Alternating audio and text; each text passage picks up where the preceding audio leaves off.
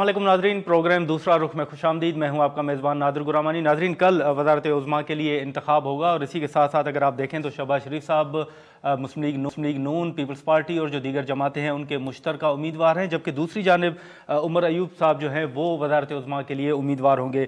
दूसरी जानिब जो सदारती इंतखाब है उसके लिए दो अहम नाम सामने हैं। साबिक़ सदर आसिफ अली ज़रदारी साहब जो हैं वो मुश्तरका उम्मीदवार होंगे, जबकि महमूद खान अचकज़ई साहब जो हैं वो भी उम्मीदवार के तौर पर सामने आए हैं।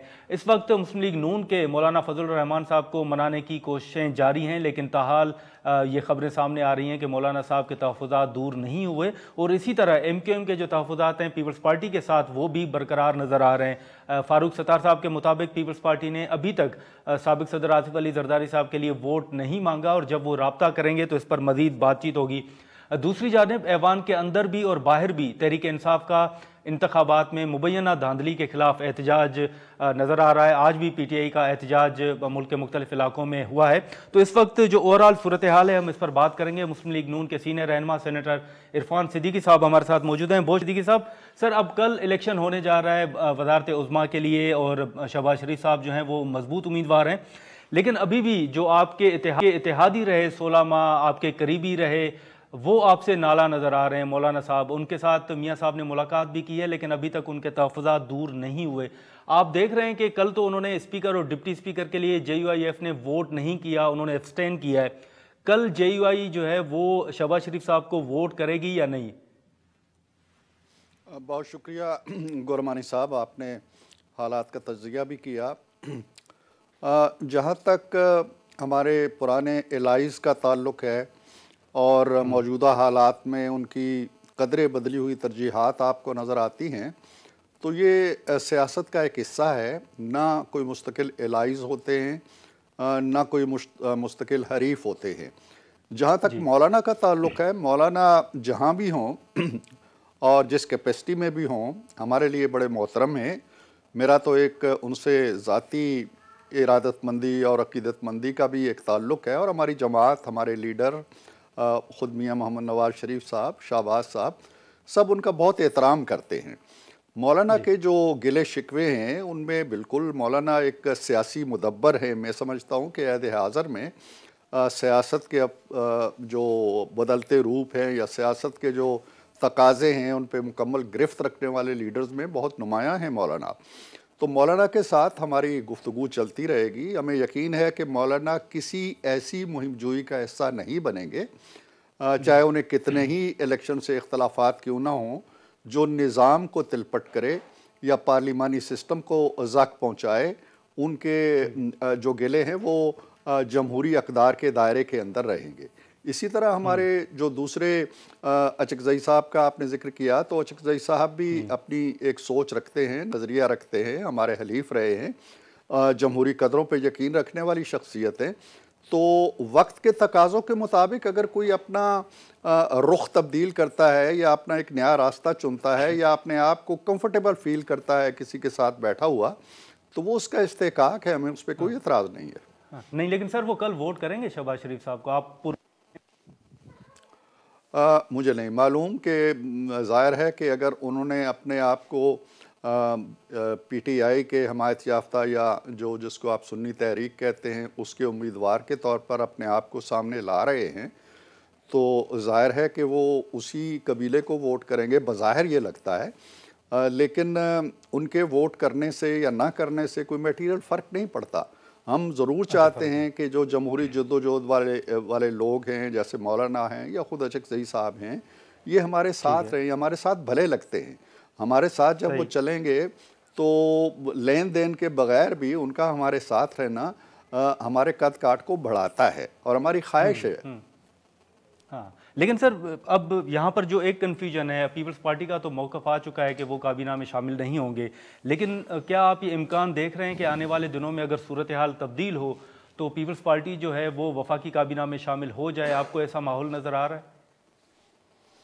जी गुरमानी साहब, मैं ये समझता हूँ ज़ाती तौर पे कि पीपल्स पार्टी ने जमहूरी निज़ाम को बचाने के लिए, पार्लिमानी निज़ाम की तक़वियत के लिए हमेशा एक किरदार अदा किया है। 2008 में एक वक्त ऐसा भी आया था कि मोहतरमा बेनज़ीर भुट्टो की शहादत के बाद हम लोग गुरेज़ां थे इलेक्शन लड़ने से, और मियाँ साहब ने ऐलान भी कर दिया था, लेकिन आसिफ जरदारी साहब ने बड़ा ज़ोर दे के हमें इलेक्शन में लेके आए, निज़ाम को आगे लेके आए। तो मुझे यकीन है कि पीपल्स पार्टी ने ये जो अपना एक सियासी लाए अमल अपनाया है कि हमें वोट दे के वज़ारत उज़्मा में निज़ाम को बचाने की, पार्लियामेंट को बचाने की कोशिश की है, जो एक फ़ैसला किया है, तो मुझे पूरा यकीन है कि वो आगे चल के हमारा दस्तो बाजू भी बनेंगे और पार्लियामेंट के अंदर ही नहीं, काबीना के अंदर भी आएंगे, और काबीना में आके वो अपना जो एक उनके पास माशाल्लाह मुख्तलिफ़ फ़नून के उलूम के बड़े अच्छे ज़हन हैं, बड़े अच्छे आली दिमाग बैठे हैं, वो मदद करेंगे। ये PMLN की मदद करने का मसला नहीं है, या किसी सियासी जमात का मसला नहीं है। मुल्क को मिलके दलदल से निकालना है, जिस दलदल में वो 2017 में खाई में डाल के चले गए थे, अब उस खाई से हम लोगों ने मिल के निकालना है। तो कोई भी कुएं की मडेर पे बैठ के तमाशा नहीं देख सकता जिसके अंदर हुब्बुल वतनी मौजूद है। मुझे यकीन है कि पीपल्स पार्टी आगे चल के इसको बड़ा सीरियसली कंसिडर करेगी कि काबीना का हिस्सा बने।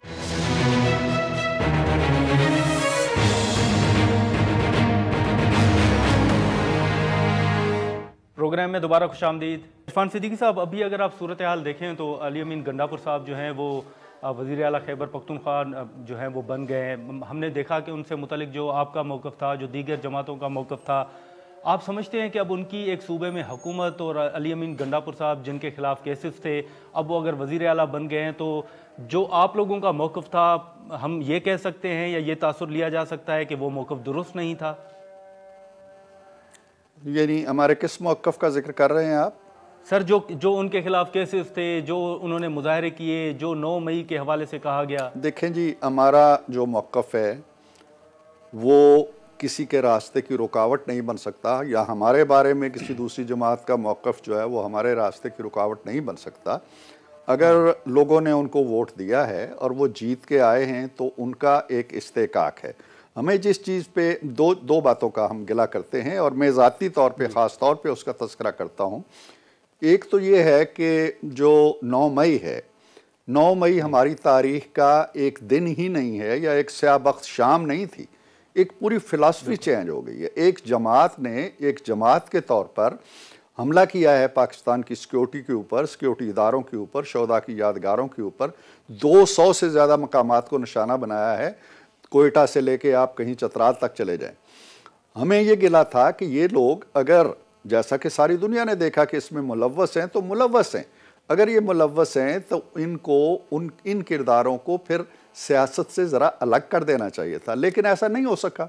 वो सियासत में भी आ गए, वो आज भी वही झंडे लहराते हैं, वही नाम लहराते हैं, वही नारे लगाते हैं। तो सर, इरफान सिद्दीकी साहब, माजरत सर आपकी बात काट रहा हूँ, लेकिन मेरा सवाल भी यही है कि आपकी नज़र में ये फिर क्यों हुआ?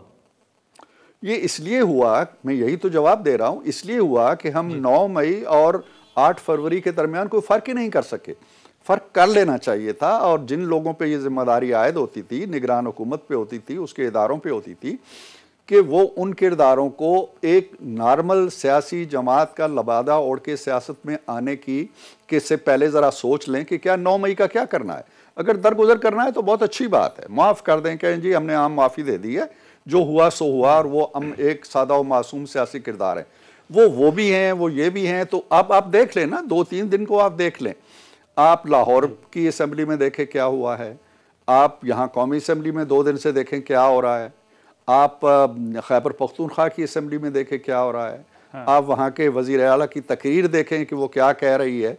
तो ये जो मैं कहता हूँ ना कि मैंने एक लफ्ज़ इस्तेमाल किया है अपने कालम में कि ये ओजडी कैंप जो बना रहे हैं ना ऐवानों को, और बारूद उसके अंदर भर रहे हैं, तो ये जमहूरियत के लिए ख़तरा है। इनको ये करीना नहीं है कि चलें जी अवाम ने 1 करोड़ 20 लाख वोटों ने अगर लोगों ने हमें वोट दिया है, वो इसलिए नहीं दिया है कि एक दूसरे पे जाके अब जूते मारो। वो कहते हैं कि जाओ पार्लियामेंट के अंदर। देखे ना, एक बात मैं गुरमानी साहब बड़ी एक अहम बात कहने वाला हूँ, ये है कि जब ये कॉल देते हैं, जैसे आज भी कॉल दी है, तो करोड़ों लोग नहीं निकले ना घरों से, उस तरह से आके मुजाहरे नहीं किए जिस तरह वो चाहते हैं। लेकिन 8 मई को इनके हामी निकले और इन्होंने इनको वोट दिए। लेकिन अब मामला ये है कि ये समझते हैं कि हम जो हमें वोट मिले हैं वो इसलिए मिले हैं कि हम 9 मई वाला किरदार अदा करें। जब लोग आपके एहतजाज में शामिल नहीं होते और वोट में शामिल होते हैं तो वो लोग ये आपको कह रहे होते हैं कि जाओ भाई सड़कों के बजाय पार्लियामेंट में बैठो, एक महज़ब किरदार अदा करो, आईनी किरदार अदा करो, निज़ाम को बदलो। ये तासुर दुरुस्त है कि अब वाकई तहरीक इंसाफ को रियायत दी जा रही है? तहरीक इंसाफ के अपने तहफ़्फ़ुज़ात हैं कि खैबर पख्तूनख्वा में धांधली हुई, इलेक्शन में धांधली हुई, उनका 180 सीटें थी लेकिन कम दी गई, लेकिन उसके बावजूद जो मुस्लिम लीग नून का मौक़िफ़ था कि ये लोग मुलविस हैं, अब तो वो आपके साथ ऐवान में बैठे हैं, तो क्या मुस्लिम लीग नून समझती है कि अब उन्हें रियायत दी जा रही है? देखिए ना, मुस्लिम लीग नून ने तो इस पे कोई ऐसी बात नहीं कही है कि हम उन्हें कबूल करने के लिए तैयार नहीं हैं। उन्हें वोट मिला है, वो इलेक्शन कमीशन के जो भी तरीक़ाकार था उसमें इलेक्शन लड़के इंडिपेंडेंट के तौर पे आए हैं, किसी एक जमात में शामिल हो गए, ठीक है। मैं तो ये कह रहा हूँ कि हमने जो निज़ाम से गलती हुई है या रियासत से जो गलती हुई है या हो रही है मुसलसल, वो ये है कि उसने 9 मई को बुला दिया है, 9 मई को पस मंज़र में धकेल दिया है। 9 मई के किरदार जो हैं वो धुले धुलाए आबे ज़मज़म में साफ़ होके शफाफ होके 8 फरवरी में आ गए हैं, और 8 फरवरी में आने के बाद भी उन्होंने 8 फरवरी की स्पिरिट को नहीं अपनाया। वो 9 मई को गले लगाए फिर रहे हैं और 9 मई ही को फिर से ऐवानों के अंदर बोने की कोशिश कर रहे हैं, जो सिस्टम के लिए लेकिन खतरा है। फिर आपकी हुकूमत आ रही है तो आप इस मामले पे कोई कमीशन बनाएंगे, कोई तहकीकात करवाएंगे, या क्या देखिए ना, इरादा आप रखते हैं? अभी कमीशन की वहाँ ज़रूरत होती है जहाँ बहुत कुछ ढका छुपा होता है, या एक ख़ास कार्रवाई होती है, एक चोरी हो गई, एक डाका हो गया, एक कत्ल हो गया और नामालूम है, पता ही नहीं है कि कौन है, तो आप तहकीक करें, तफ्तीश करें। 9 मई का इल्ज़ाम क्या पीपल्स पार्टी पे लग सकता है? क्या मुस्लिम लीग नून पे लग सकता है? क्या ANP पे, मौलाना फजलुर रहमान पे, जमात इस्लामी पे, किसी और जमात पे लग सकता है? नहीं लग सकता ना। बच्चे को मालूम है कि किसने किया, तो इसलिए इसमें 10 आखिरी सवाल इरफान सिद्दीकी साहब, अब शहबाज शरीफ साहब जो हैं वो वज़ारत उज़्मा के लिए उम्मीदवार हैं, नंबर गेम जो है वो भी तकरीबन मुस्लिम लीग नून के फेवर में ही है। मियाँ नवाज शरीफ साहब का सर किरदार आप क्या देख रहे हैं पॉलिटिक्स में, कि उनका कितना मौसर किरदार होगा अब आने वाली हुकूमत में, और आपको सबसे बड़ा चैलेंज क्या होगा? देखिए गुरमानी साहब, जहाँ तक शहबाज शरीफ साहब का ताल्लुक़ है, वो माशाअल्लाह पहले भी उन्होंने 16 माह के अंदर तकरीबन 15-16 जमातों की जो एक मखलूत हुकूमत थी उसको बड़ी कामयाबी के साथ चलाया। और अगर सारी बातों को भी हम एक तरफ रख दें तो उनका वाहिद कारनामा जो है कि मुल्क को जो खान साहब तकरीबन धकेल गए थे दिवालियापन में, उसको दिवालियापन से निकाला और फिर से एक पटड़ी पे डाला। अब भी वो माशाल्लाह सलाहियत रखते हैं, वो इंतज़ामकारी की बड़ी अच्छी सलाहियत रखते हैं, वो मेहनती हैं, और हम सबको यकीन है कि वो इंशाल्लाह इस मखलूत हुकूमत को आगे लेके चलेंगे। जहाँ तक मियाँ साहब के किरदार का ताल्लुक़ है, मियाँ साहब पॉलिटिक्स में एक्टिव हैं। मियाँ साहब आपने देखा कि उन्होंने हल्फ उठाया है, उसके बाद मुसलसल वो ऐवान के आसपास किसी कमरे में बैठते हैं, मुज़ाकरात होते हैं, बातचीत होती है, फैसले हो रहे हैं। कल वो मौलाना के पास चले गए, तो वो he is very much active, और इंशाल्लाह वो आगे भी बड़ा मुतहर्रिक किरदार अदा करते रहेंगे। उनके बारे में ये क्या आसाराइयाँ नहीं होनी चाहिए। उन तमाम फैसले जो PMLN के होते हैं उनकी मर्ज़ी से होते हैं, काबीना उनकी मर्ज़ी से बनेगी, पंजाब उनकी मर्ज़ी से आगे जो भी लाएअमल इख्तियार करेगा। तो वो इस वक्त मेरा ख्याल है कि पाकिस्तान के सबसे अहम, मुदब्बर और मौसर एक सियासतदान की हैसियत रखते हैं। हाँ, ठीक है, बहुत शुक्रिया इरफान सिद्दीकी साहब, सर आपने टाइम निकाला। इरफान सिद्दीकी साहब की गुफ्तगू आपने सुनी। यहाँ पर हम एक शॉर्ट ब्रेक लेंगे और ब्रेक के बाद जो तहरीक इंसाफ से मुतल्लिक ऐवान के अंदर और बाहर जो पॉलिसी में एक तनाज़े की बात, या फिर हम इख्तिलाफ की बात कहें कि इख्तिलाफात नज़र आ रहे हैं, तो उस मामले पर हम बात करते हैं। रऊफ़ हसन साहब हमें ज्वाइन करें।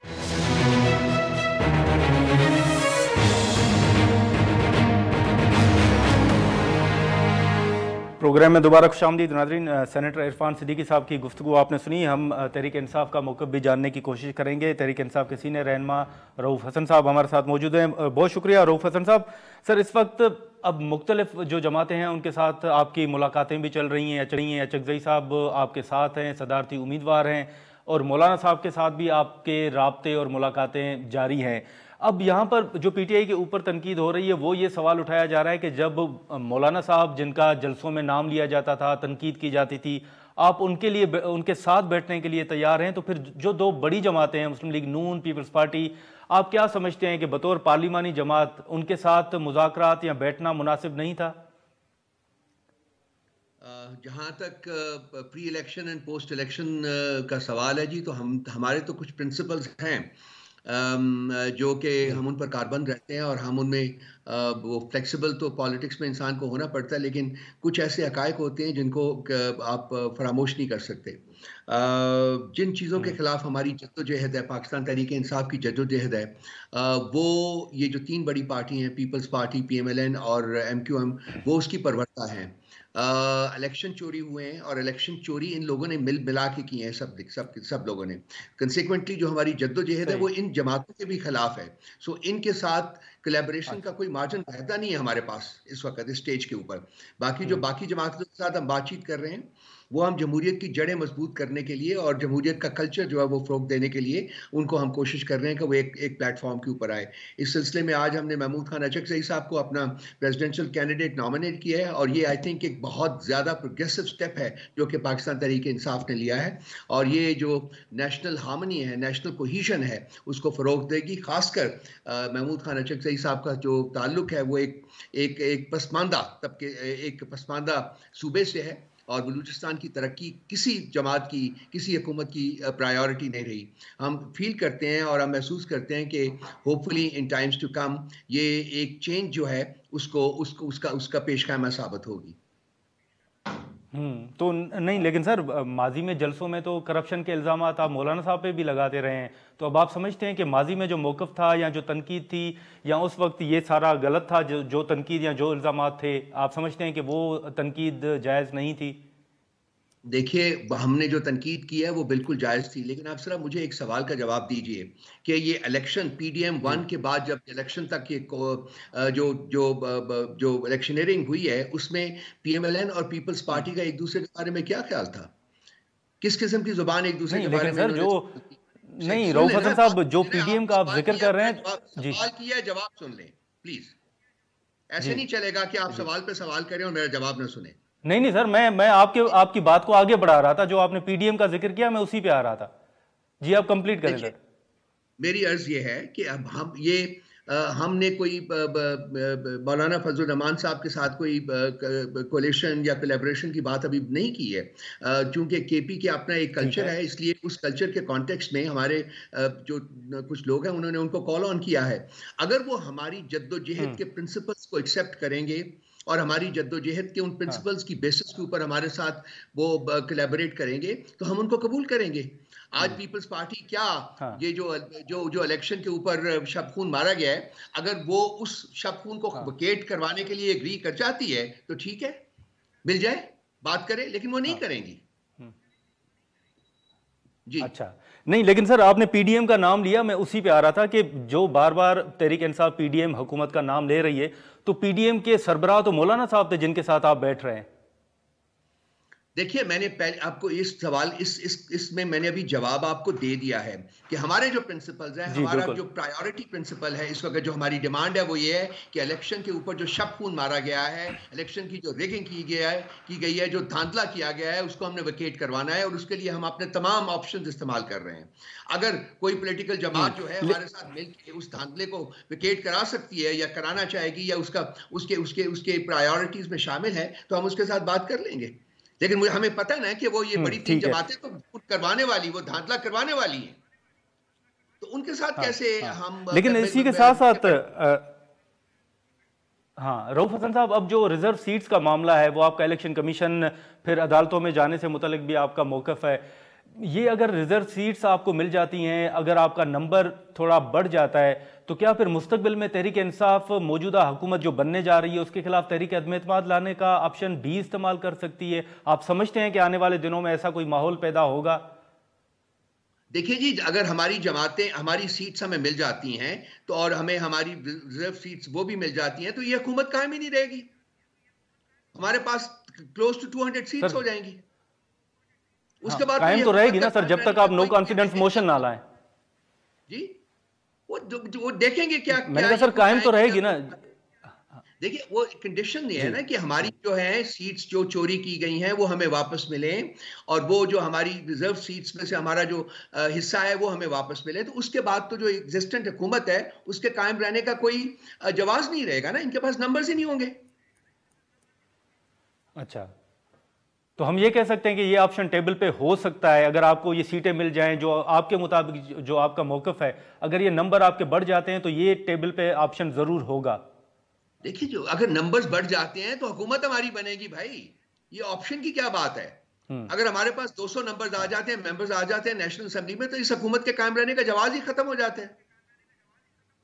सर जवाज और नो कॉन्फिडेंस मोशन मूव करने में फर्क है ना सर। माजी में आपके खिलाफ नंबर्स थे, फिर जब वो आए तो नो कॉन्फिडेंस मोशन ही मूव हुआ था ना सर। मैं वो सिर्फ तरीकेकार आपसे पूछना चाह रहा हूं। कॉन्फिडेंस मोशन मूव हुआ था, उसके मुहरकात कुछ और थे, जो तरीके से मूव किया गया था वो कुछ और थे, और वो हमारे लोगों को पैसा दे के खरीदा गया था, वो हम नहीं कर रहे। हम अपनी सीटों के बल के ऊपर इन लोगों को निकालेंगे। अगर वो हमारी सीटें हम जो फोरम्स के पास जा रहे हैं उसके थ्रू हमें मिल जाती हैं, तो इस हुकूमत के कायम रहने का जवाब नहीं रहता। इन्हें रिजाइन करना पड़ेगा, जाना पड़ेगा। अगर नहीं जाएंगे तो निकाल दिए जाएंगे। तो रऊफ हसन साहब, अभी अगर आप पार्लियामान के अंदर देखें तो वहां पर शेर अफजल मरवत साहब के बयानात देखें, जुनैद अकबर साहब के आप बयानात देखें, फिर असद कैसर साहब, बैरिस्टर गौहर साहब के बयानात वो भी मुख्तलिफ हैं।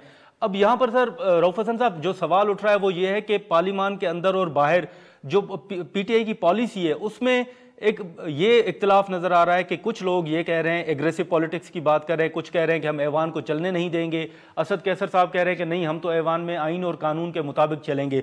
तो आप बताएंगे कि खान साहब की पॉलिसी क्या है, कि ऐवान को चलने नहीं देना, या वो जो असद कैसर साहब कह रहे हैं कि नहीं हम आइन और कानून के मुताबिक चलेंगे? देखिए, हर सियासी जमात आइन और कानून के दायरे में रह के ऑपरेट करती है। इशू ये है यहाँ कि जो बाकी सियासी जमातें हैं उन्होंने शब खून मारा है और वो आइन और कानून के दायरे से बाहर हो गई हैं। हमारी जो स्ट्रगल है, हमारी जो जद्दोजहद है, वो अपना जायज हिस्सा जो है सीट्स का वो लेने में है, और वो हमें पिट करता है अगेंस्ट दीज पॉलिटिकल पार्टीज, तीन बड़ी जो हैं जिनको सपोर्ट किया गया है, जिन्होंने धांधला किया है, पीएमएलएन, पीपल्स पार्टी और एमक्यूएम पी। ठीक है, तो ये लड़ाई, ये जद्दोजहद जो है ये पार्लियामेंट के अंदर और पार्लियामेंट के बाहर जारी रहेगी। हम पार्लियामेंट का हिस्सा हैं, हम पार्लियामेंट का हिस्सा रहेंगे, हम पार्लियामेंट के अंदर भी अपनी जद्दोजहद जारी रखेंगे, हम पार्लियामेंट के बाहर भी अपनी जद्दोजहद जारी रखेंगे। हम लीगल जो हमारे ऑप्शंस हैं वो भी एक्सरसाइज करेंगे, हम पीसफुल प्रोटेस्ट का ऑप्शन भी एक्सरसाइज करेंगे, जैसा कि आज हुआ है। आपने देखा है पाकिस्तान के हर शहर में हजारों लोग निकले हैं, रियासती फस्तायत, जुल्म और जबर के बावजूद। हम लोगों की आंखें बंद तो नहीं, लेकिन रऊफ हसन साहब अब जो ये सपोर्ट किसके पास है? जी, जो अचकजई साहब आपके उम्मीदवार हैं, रऊफ हसन साहब अचकजई साहब आपके उम्मीदवार हैं, के मुल्क के ऊपर रूल कर रहा है, वो लोगों के दिलों की धड़कन है इस वक्त। ये पाकिस्तान में भी नजर आ रहा है, रऊफ हसन साहब रही है ये। जी सर, आखिरी सवाल रऊफ हसन साहब कि अचकजई साहब आपके उम्मीदवार हैं, तो क्या एमक्यूएम हो गई या दीगर जमातें हो गई, क्या आप उनसे वोट मांगने के लिए राब्ते कर रहे हैं, कोई मुलाकातें करेंगे, या इरादा है आपका कि तमाम जमातों से राब्ता करके अचकजई साहब के लिए वोट मांगा जाएगा? ये पॉलिटिकल जो हमारी टीम है वो डिसाइड करेगी कि किस किस के पास जाना है। इसमें महमूद खान अचकजई साहब की एक मेजर आवाज होगी, वो भी ये फैसला करेंगे हमारे लोगों के साथ मिलकर कि हमने कहाँ कहाँ जाना है। से ये in the next 1 or 2 days before the presidential election ये जितने भी राब्ते किए जाने हैं वो राब्ते कर लिए जाएंगे। लेकिन मेरा नहीं ख्याल कि हम एमक्यूएम के पास जाएंगे, क्योंकि वो धांधले का हिस्सा हैं। उनको 17 सीटें 18 सीटें कराची से दी गई हैं, जो उनमें से एक भी सीट उसकी नहीं थी। तो कुछ असूल जो हैं सियासत में, हम उनको एक्सरसाइज करते रहेंगे। अच्छा, चलें ठीक है। रऊफ हसन साहब बहुत शुक्रिया सर, आपने टाइम निकाला। रऊफ हसन साहब की गुफ्तगू आपने सुनी। यहाँ पर हम एक शॉर्ट ब्रेक लेंगे और ब्रेक के बाद जो रैसानी साहब हैं, नवाबजादा जमाल रैसानी साहब, वो हमें ज्वाइन करेंगे और जो बलूचिस्तान की सियासत है उस हवाले से हम उनसे गुफ्तगू।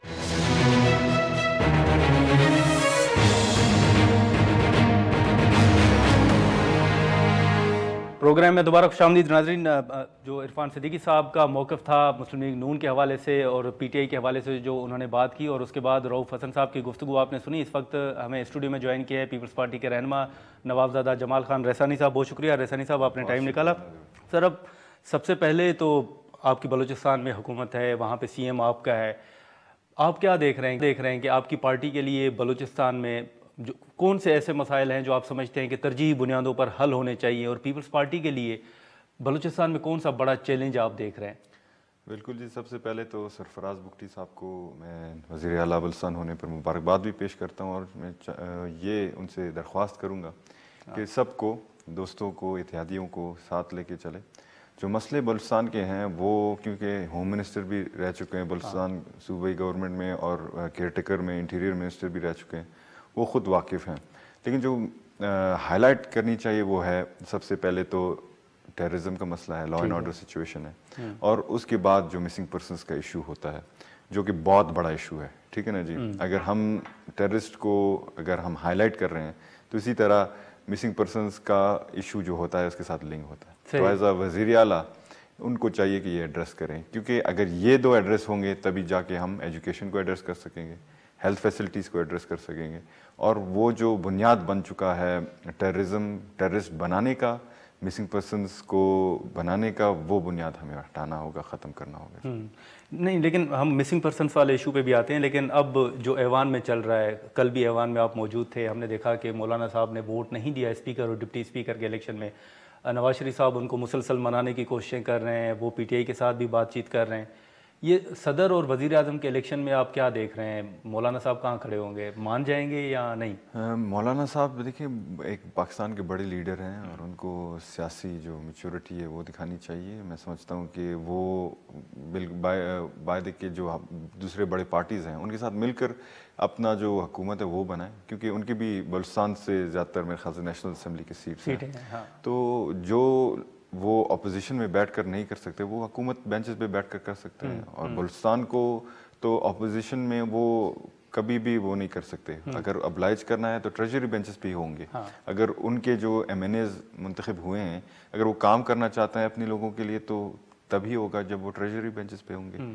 तो हम बड़े खुद ही अपने फैसले लेते हैं, लेकिन उनके लिए ये अच्छा होगा कि इतने सीट्स पर वो अगर उनको ऑफ़र की जा रही है कि गवर्नमेंट में आप आएँ, तो बिल्कुल आनी चाहिए उनको, ताकि उनके जो लोग हैं, खासकर बलूचिस्तान से जितने भी इलेक्टेड लोग आए हैं, उनको वो ऑब्लाइज कर सकें। नहीं, लेकिन अब इसी के हवाले से जो अचकज़ई साहब का फ़ैसला है, अब माजी में तो हमने देखा है कि पीटीआई बड़ी मुखालिफ थी अचकज़ई साहब की, खान साहब जलसों में उनका नाम लेकर वो तनकीद करते थे। ये आपकी नज़र में उनको क्यों फ़ैसला करना पड़ा कि वो अचकज़ई साहब को उन्होंने अपना उम्मीदवार बना दिया? एक और आजकल एक ऐसा नैरेटिव गर्दिश कर रही है जो कि हर टाइम अगर आप इस वक्त में एंटी एस्टेब्लिशमेंट नैरेटिव उठाते हैं तो वो उभर कर आगे आ जाता है। कल आपने शायद सुना होगा अचकज़ई साहब का स्पीच, जिन्होंने उन्होंने एस्टेब्लिशमेंट को टारगेट किया, और उसके बाद ख़ासकर बलूचिस्तान में उन्होंने कुछ ऐसे कैटेगरीज के लोग कहे जो कि कहना मुनासिब नहीं है। लेकिन बात यह है कि उन्होंने नैरेटिव जो फ्लोट की है फ्लोर पर, शायद उसकी बुनियाद पर उन्हें आगे की है।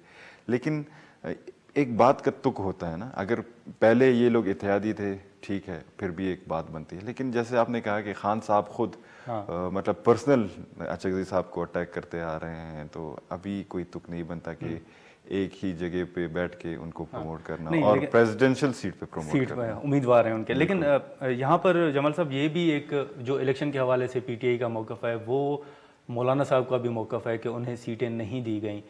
मुस्लिम लीग नून भी ये समझती है, बिलावल साहब भी ये समझते हैं कि, और फिर उसके बाद सबसे ज़्यादा जो सवालात उठ रहे हैं वो बलूचिस्तान के हवाले से उठ रहे हैं कि वहाँ पे मुबैना तौर पर कहा जा रहा है कि धांधली हुई। अख्तर मेंगल साहब को देख लें, यार मोहम्मद रिन साहब को देख लें।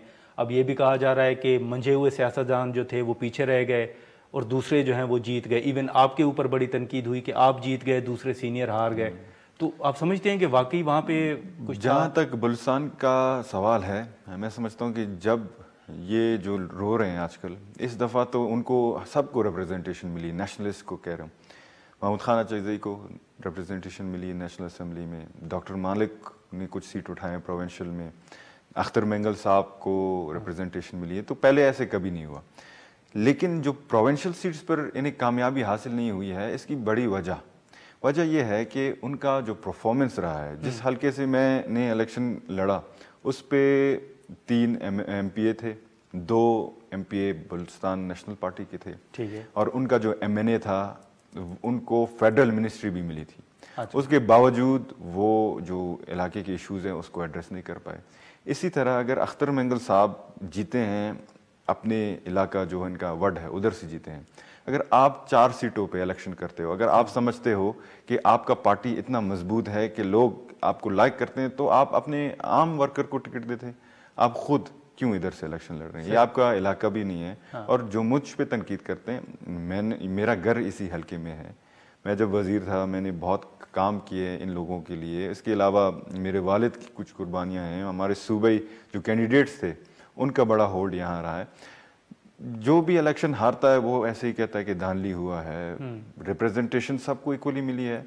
उनको चाहिए कि बिल्कुल ऊपर नीचे तो होते रहते हैं, अपना जो सियासी, अभी देखें आप नेशनल असेंबली में क्या हाल हो रहा है, मछली मार्केट रखा है, लेकिन स्मूथनेस इसमें नहीं हो रही। लेकिन जमाल साहब, वहाँ पर जो सिक्योरिटी थ्रेट्स के हवाले से इलेक्शन के दौरान बातें हुई थी, आप अभी भी समझते हैं कि बलूचिस्तान में ऐसी सूरत हाल मौजूद है और सियासी रहनुमाओं को थ्रेट्स मौजूद हैं? बिल्कुल सियासी रहनुमाओं को थ्रेट्स मौजूद हैं। वो उनको जो कि खासकर पाकिस्तानी प्रो पाकिस्तानी नैरेटिव को प्रमोट करते हैं। अच्छा। और बिल्कुल ये जो टेररिज्म एक्ट्स होते हैं, इवेंट्स होते हैं, वो चुन के करते हैं। फॉर एग्जांपल इलेक्शन के दौरान हुआ, अगस्त जैसे मंथ में हुआ, ईद के दौरान हुआ, ताकि लोगों को डिस्टर्बेंस हो, वो डरें। हाँ, लेकिन माजी में जो लापता अफराद की बात थी, माजी में इंसानी हुकूक के जो वजीर थे रियाज पीरजादा साहब, उन्होंने हमारे शो में कहा था कि बलूचिस्तान के कई लोग जो हैं जो लापता हो जाते हैं वो बैरूनी मुल्कों के हाथों असल में इस्तेमाल होते हैं। आप वाकई समझते हैं, वहाँ पर आप वजीर भी रहे हैं, आप समझते हैं कि इस बयान में हकीकत है कि हमारे अपने लोग जो दीगर एजेंसियाँ हैं दुश्मन मुल्कों की, उनके हाथों इस्तेमाल हो रहे हैं? मिसिंग पर्सनस का जो इशू है बड़ा सेंसिटिव इशू है। इसको अगर आप बिगर पिक्चर में देखें, इसको फिल्टर करने की ज़रूरत है। उसी बात पे मैं वापस आ रहा हूँ कि फ़िल्टर हम इस तरह करेंगे कि कुछ ऐसे मिसिंग पर्सनस हैं जो जेन्युइन हैं, उनको इंसाफ देनी चाहिए। जेन्युइन मिसिंग पर्सन से मुराद कि अनफेयरली अबडक्टेड, फोर्सफुली अबडक्टेड। लेकिन दूसरा कैटेगरी इनमें यह है कि जो खुद अपने कंसेंट से बाहर गए हैं, ठीक है ना जी, और उनको तो कोई भी इदारा जोर लगाए वो नहीं वापस ला सकता। अच्छा। और कुछ ऐसे लोग हैं जो कि बॉर्डर, क्योंकि बलूचिस्तान एक बफर जोन है ईरान और अफगानिस्तान के साथ हमारा बॉर्डर। तो आपकी नज़र में कितने लोग हैं जो जेन्युइन हैं, जो लापता हैं? जो नंबर फ्लोट की जाती है तो बहुत एग्जैजरेटेड है। अच्छा। लेकिन जब तक ये मामले का जो फैक्ट्स एंड फिगर्स सामने नहीं आते, वो तभी आएंगे जब हम एज ए गवर्नमेंट हम उनके लवाकिन के साथ बैठेंगे, हर डिटेल को वेरीफाई करके उनकी CNIC number, date of abduction, नाम वगैरह नहीं। लेकिन जमाल साहब, देके फिर माजरत मैं आपकी बात काट रहा हूँ, लेकिन यहाँ पर एक कैंप भी लगा था, फिर आपने भी कैंप लगाया था। अब यहाँ पर जो माएँ बहनें आई हुई थी, आप समझते हैं कि उनके मुतालबात भी दुरुस्त नहीं थे और वो भी किसी हद तक मतलब उनका मौक़िफ़ दुरुस्त नहीं था, जो वो बातें कर रहे थे उसमें हकीकत नहीं थी? मिसिंग पर्सनस का इशू तो है जेन्युइन, ठीक है ना जी। एड्रेस करना किस तरीके से करते हैं ये गवर्नमेंट जाने, ठीक है ना, लेकिन होना चाहिए, बैठ के होना चाहिए, जोर के बुनियाद पर नहीं होगा। लेकिन फिर से इस पे हम एग्री करें या ना एग्री करें ये एक अलग सी बात है, लेकिन इशू है, इस पर हम एग्री करते हैं। लेकिन इस पे दूसरा इशू ये है कि डिबेटेबल कि अगर मिसिंग पर्सनस के आड़ में आकर हम टेररिज्म को प्रमोट करें, ये भी गलत है। क्योंकि हम अगर ये करते हैं तो हम उन लोगों की फीलिंग्स के साथ खेल रहे हैं जिन लोगों ने इस मुल्क के लिए कुर्बानी नहीं। लेकिन सर, वो जान अचकज़ई साहब ने कहा था ना कि यहाँ इस्लामाबाद में जो बैठे हुए हैं वो किसी एजेंडे के तहत है, तो आप समझते हैं कि वाकई वो एजेंडा लेकर आए थे? क्योंकि वो तो कह रहे थे जो हमारे प्यारे हैं उनको आप सामने लाएं। नहीं, इसमें ये था कि जो डिमांड्स उन्होंने पेश की थी, जैसे कि CTD डिसफंक्शन होने का डिमांड, क्योंकि CTD एक ऐसा इदारा है जो कि टेररिज्म पे काम करती है, तो CTD को डिसफंक्शन करने का मकसद यही है कि हम टेररिज्म को प्रमोट करें। दूसरी बात उन्होंने रखा यूनाइटेड नेशंस को हम बुलाएंगे कि कमेटी बनी। यूनाइटेड नेशंस को बुलाने का मकसद ये है कि हम बैरूनी जो पावर्स हैं उनको पाकिस्तान के इंटरनल मामलों में मुदाखलत की इजाज़त देते हैं, जो कि मैं समझता हूँ कि पाकिस्तान के सोवरेनिटी को ख़तरा है। तो इस लिए जो एक फैलाया जा रहा था कि एंटी एस्टेब्लिशमेंट, और दूसरी बात यह है कि कुछ ऐसे भी लोग थे जिनके तस्वीर यहाँ लगे थे और वो पहाड़ों में बैठकर कार्रवाइयाँ कर रहे थे। अच्छा। जो मच अटैक हुआ उसमें इलेक्शंस के दौरान एक बंदा मारा गया था और उसकी बहन इसी कैंप में बैठकर कह रहा था कि मेरा भाई मिसिंग है।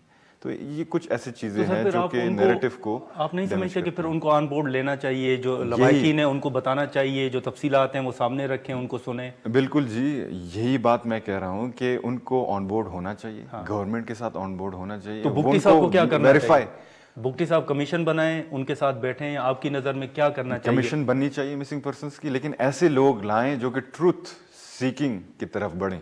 ये नहीं कि गुमराह करें, नैरेटिव को भी गुमराह करें, गवर्नमेंट को भी ब्लैकमेल करें, ये नहीं होना चाहिए। सही। फैक्ट्स एंड फिगर्स लाएं, उनके ही बंदे आएं, गवर्नमेंट के साथ बैठें, वेरीफाई करें अपने लोगों को, फिर बात हो सकती है। तो आपकी नज़र में अभी भी सरफराज बुक्टी साहब को जो सबसे बड़ा बलूचिस्तान में चैलेंज होगा वो अमन अमान से मुतालिक अमन होगा? अमान से मुताल्लिक होगा, क्योंकि अमन अमान एक अम्ब्रेला टर्म है, ठीक। उसके नीचे नौजवान भी आते हैं। क्योंकि जिस कॉन्स्टिट्यूंसी में मैं लड़ता था, उधर अगर आप अमन अमान को एड्रेस नहीं करते, उधर आपको स्कूल भी नहीं बन सकता, सही। कुछ भी नहीं बन सकता, या तो पहाड़ों की तरफ जाते हैं या तो मंशियात। ठीक है, बहुत शुक्रिया जमाल साहब, आपने टाइम निकाला। नाज़रीन, नवाबजादा जमाल साहब की गुफ्तगू आपने सुनी। आज के प्रोग्राम में इतना ही, इजाज़त दीजिए, अल्लाह हाफिज़।